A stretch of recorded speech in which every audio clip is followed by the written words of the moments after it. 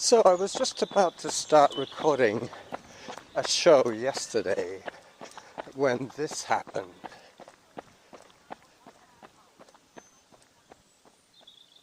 There he is.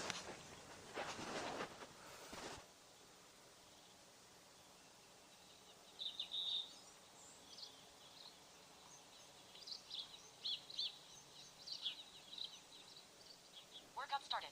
Steady 6.50 kilometers at 8 minutes 40 seconds per kilometer. Go. Auto pause.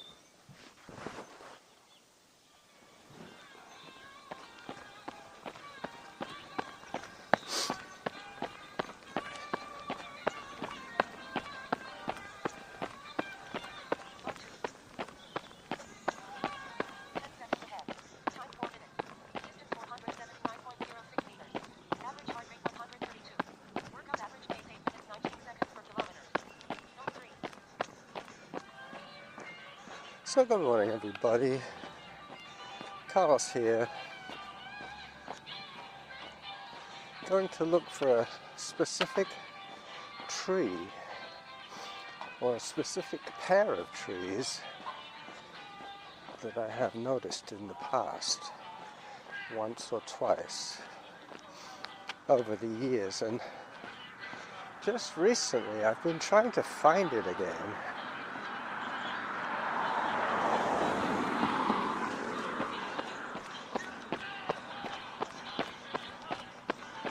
I think I probably misled myself thinking that the tree was much closer to the trail. Hello, Doug. Hi.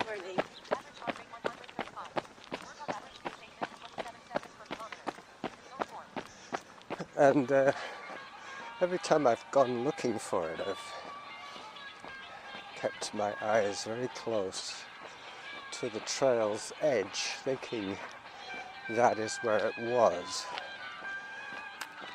But now I'm thinking it might be halfway back. It's one of those situations where you have two trails that meet in the forest, and there is a sort of a nondescript shortcut zone that you can cut across to get to the trail that you're heading for. All the trails will eventually meet at one point, and then you can take your corner. But I've always, on this particular run, I've always sort of diagonalized a little bit through a nondescript scrubby area. I know they encourage people not to do that, but that's to protect the undergrowth, and there is very little undergrowth right there. Sorry about the noise. Somebody is pressure washing their deck.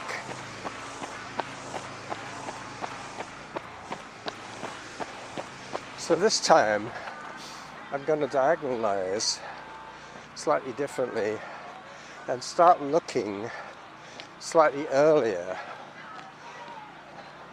Maybe we'll be lucky this time and find it.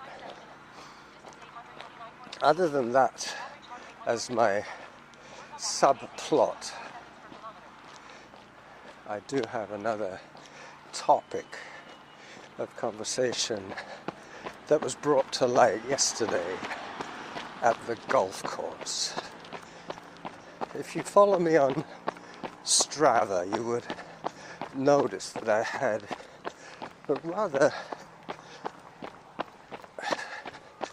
can I say, sprightly run there. I think it came out at around 8-minute kilometers, and normally I'd be quite happy with 9-minute kilometers running around the golf course chip trail. But yesterday I bumped into an old friend of mine, a guy who basically got me into running especially into ultra running. He and I are about the same age. I think he's 80 this year, so he's 6 years my senior. Anyway, I will pause this recording at the moment and get back to you on another tune, but on the same topic. Hello. Hi. Oh, you're waiting. Okay. Come on. Bit of a dog party about to happen here. Hi there. You know, I think they know each other, those dogs. Yep, they're not barking though. They're obviously friendly. As I continue with my run, very soon I'll be on Edgemont and away from the traffic.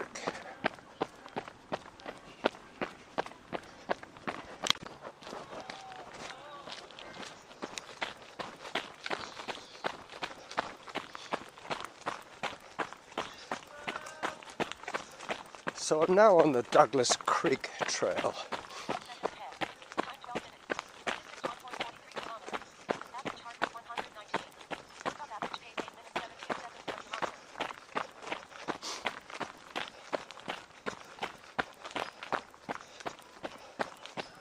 I think I set this one at an 8:30 pace, maybe 8:40. Yeah, 8:40 was my predicted pace for 6.5 kilometers. That should give me enough calories burnt by the time I'm done to finish off today with my filial visit when I go and visit my son's apartment and help him with his ADLs. There is an annoying click coming from my back, but that's because I froze my water bottle and topped it up with with room temperature water today. And now the iceberg that was at the bottom of the bottle from yesterday has now become detached, and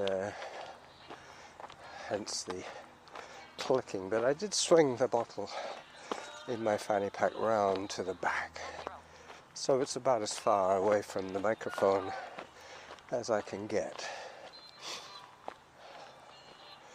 Anyway, so getting back to my main topic of today's episode, other than looking for the missing tree, is running with friends.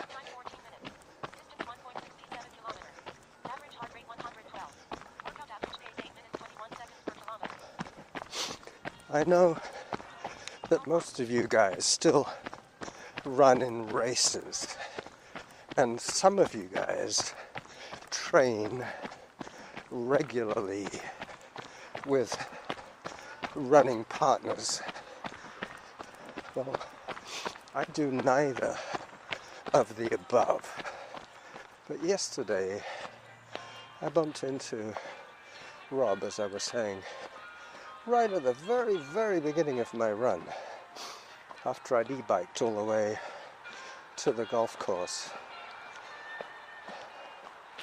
He and I started running together, and I decided just to keep my pace to a comparable pace with his and let him take off on me when I took my walk breaks. But instead of succumbing to the walk break philosophy, I decided just to push as much as he was pushing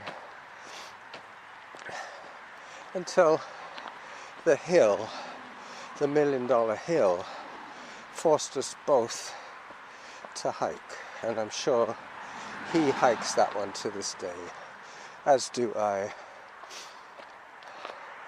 But, hang on a second. Okay, I'm safe. We ran continuously for about 2.5 kilometers maybe.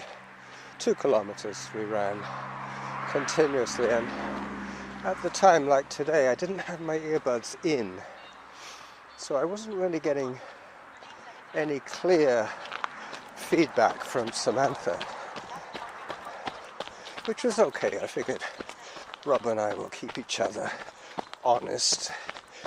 But what in fact happened was that he and I both managed to knock 3 minutes off our lap time had we been running solo. 3 minutes on 3K is quite a considerable uptick on the pace scale. So, unbeknownst to both of us, we managed to pull out a stellar performance from each one of us. So, kind of thought it would. And then I realized that partly because of peer encouragement, not peer pressure, but the fact that he's still running kept me still running. And the fact I was still running when normally I would have been walking on a certain section of the run. He kept running because I was running. So the old leapfrog kind of effect was perpetuated. We were constantly just dinging ahead and behind, but always on each other's shoulders.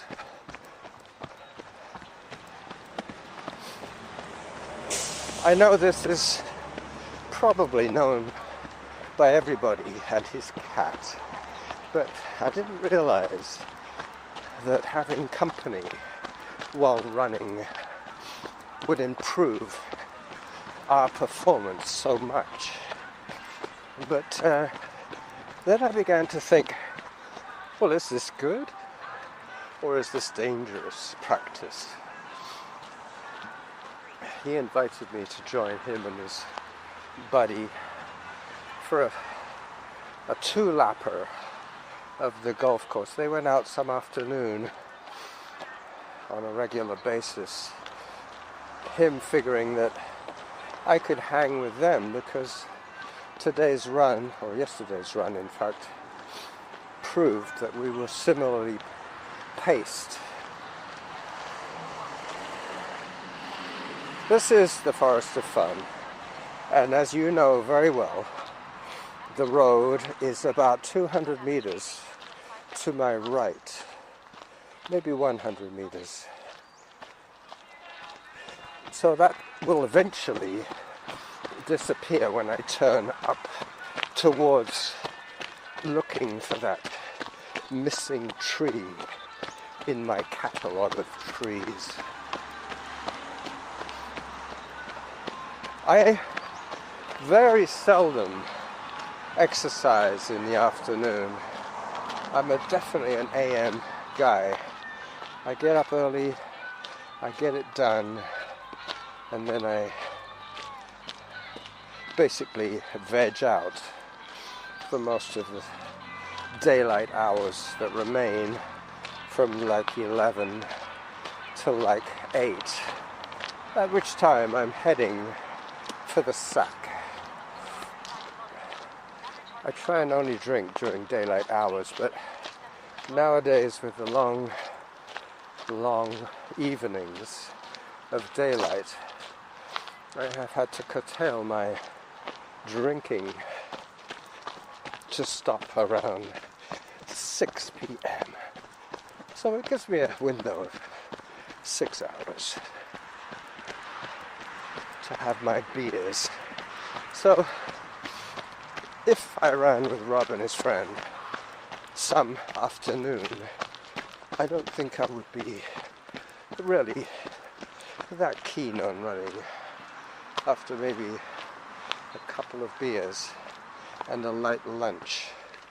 So I basically didn't listen to when he talked about the time and the day. I was there, but I was drifting, mentally drifting in and out of following the line of conversation. It was inspiring. I could have recorded an excellent show, and halfway through talking with Rob as we ran,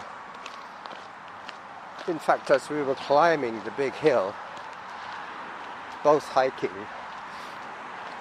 he said, you know, you could have recorded today, but I declined because I figured we would be talking about people we both knew, and that would be unfair on them because they were not privy to our conversation and they had not given approval. So today's run is basically just a synopsis of that run.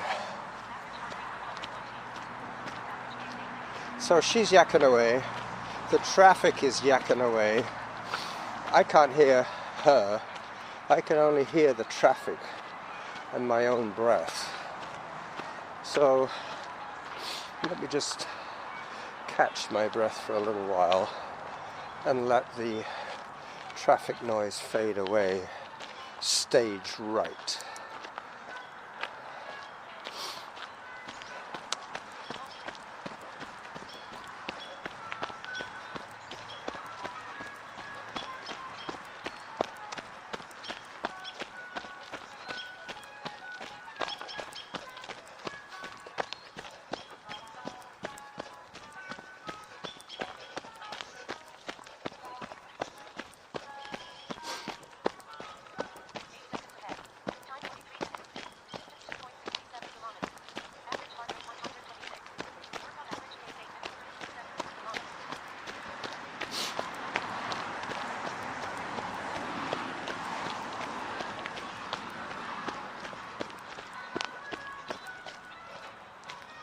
Walk break.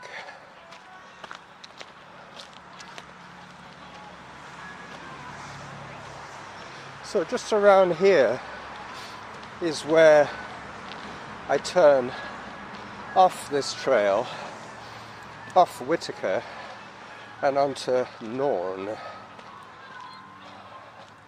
the Norn connector, the Norn-Whitaker connector. Up I go.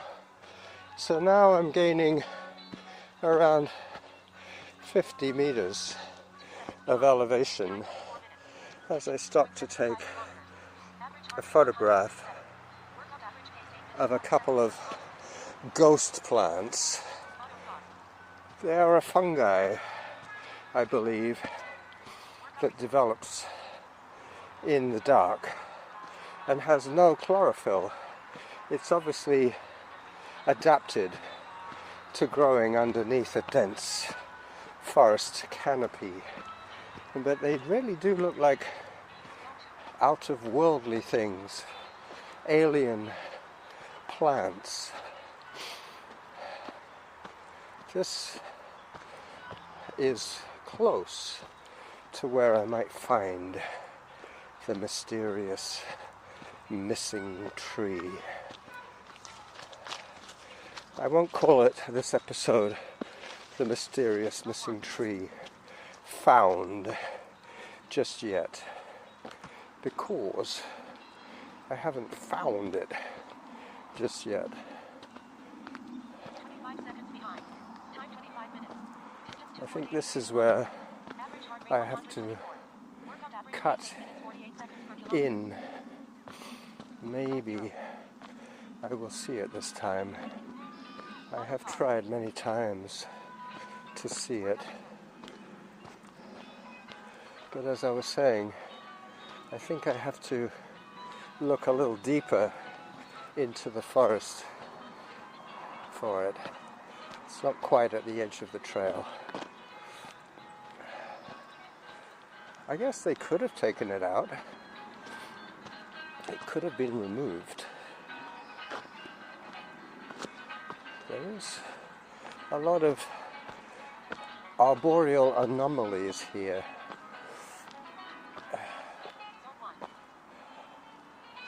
Now this is the zone where it should just spring out and say hi to me, but I can't quite see it. How darn annoying is this?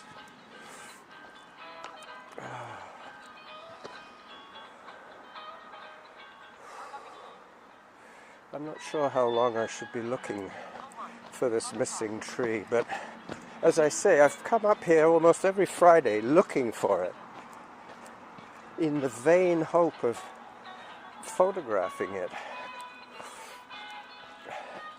I've got the backdrop, so I know roughly what it looks like behind the picture, behind the photograph, but aha!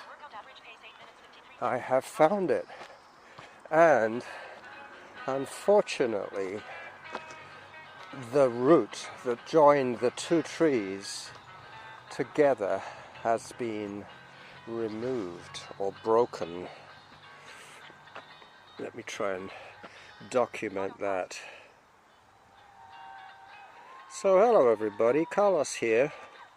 You remember I used to look for this mysterious arrangement of trees, this skinny young one here and this older one here. They're both the same species and they both had this growth coming out of this big tree here, going up like an elbow, going down again, and then into this tree. Hi there!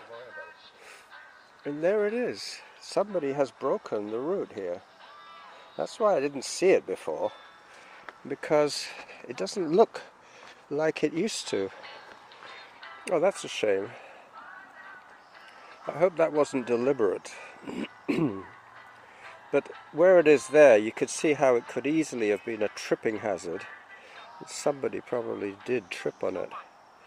But there you go, I have found it finally. So the missing tree found will be the episode title today. As I continue my run along the Norn Trail, somehow vindicated. Workout resumed. How do you go? This is that anomaly that I was explaining, the dropped GPS signal. There's the sort of thing that happens here regularly. The wind pulls the trees right out of the ground. Alright, this is the wrestling trees, those wrestling trees that I've mentioned before. The bigger one leaning on the smaller one, and the smaller one escaping to the sky. Alright, so this is my trailer video for today's Missing Tree Found episode, where I discuss running with friends,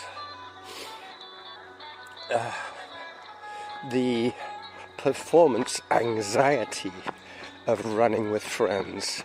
That is a factor that negatively impacts on a lot of us aging runners. We really don't like noticing how much slower we're getting as we age, but that's just macho hang-ups. Running alone avoids that syndrome, especially if you have no intention of competing. But in summary of what I learnt today with Rob, is that Hi there. Even though you can pull it out of the bag, you should not do it too often. You need to keep your heart in a happy place. Yesterday, I'm not kidding, I spent more time in zone 4 and 5 than I did in zone 2 or 3. Anyway, enough said. Let me flip this around. So this is, as I break my wrist here, this is the Running Jackal saying bye-bye to you all from the forest with 3 minutes and a bit of video. Bye-bye.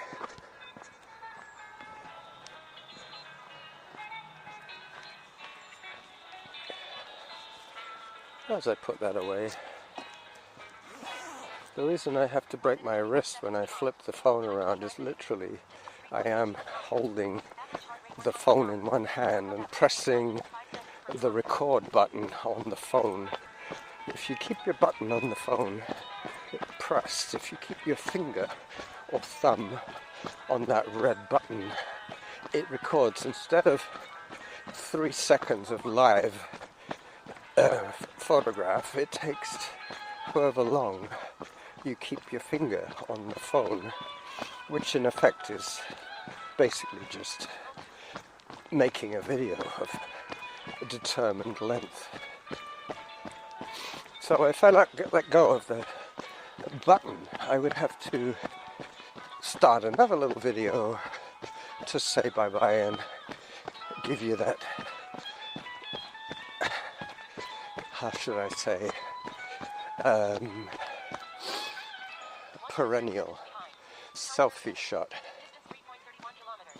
Average heart rate 111. Workout average pace 9 minutes 1 second per kilometer. You see, there you go. Hydration. 9 minutes 1 second per kilometer. And my first hydration reminder, which I will take. So this is the Running Jackal signing off on this inevitably short Friday episode. I very, very seldom record on Friday, but I did say to Rob that I would run a synopsis of yesterday's run on today's recording. Bye bye everyone. Catch you on Sunday.